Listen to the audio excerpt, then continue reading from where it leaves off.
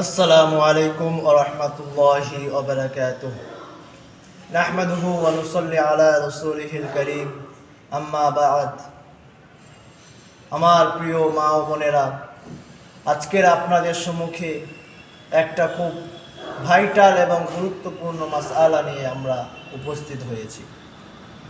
মাসআলাটি হলো এই যে, বর্তমান সময়ে মেয়েরা নিজেদের রূপচর্চা করার জন্য যে ভুরুর চুল কাটে, ভুরু ফ্লাক করে বা ভুরুর চুল তুলে দেয়, সেটা শরিয়াতের দৃষ্টিতে কেমন বা তার শারঈ বিধান কেমন?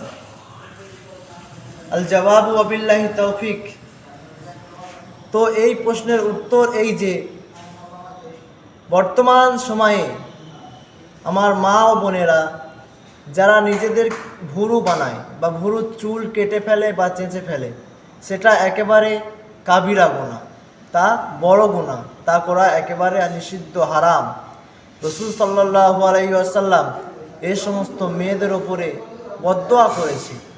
এবং হযরত আব্দুল্লাহ ইবনে মাসউদ রাদিয়াল্লাহু তাআলা আনহু বলেন যে সমস্ত মেয়েরা তারা নিজের ভুরুর চুল কাটে বা তোলে, বা অন্যের ভুরুর চুল কেটে দেয় বা তুলে দেয়, বা তাদের ভুরু বানিয়ে দেয়, আল্লাহ তাআলার অভিসম্পদ, আল্লাহ তাআলার লানত হোক তাদের ওপর। আর আব্দুল্লাহ ইবনে মাসউদ বলেন যে, আমি কেন এরকম কথা বলবো না, আমি কেন তাদের ওপর লানত দেবো না, যাদের ওপর আল্লাহ এবং আল্লাহ রসুলের লানত রয়েছে। এই হাদিসটা সহিহ মুসলিম শরীফের মধ্যে রয়েছে। সুতরাং আমাদেরকে লক্ষ্য রাখতে হবে যে আমরা যেন এই সমস্ত গুনার মধ্যে জড়িয়ে না পড়ি। এটা হলো আমাদের লক্ষণীয় বিষয়।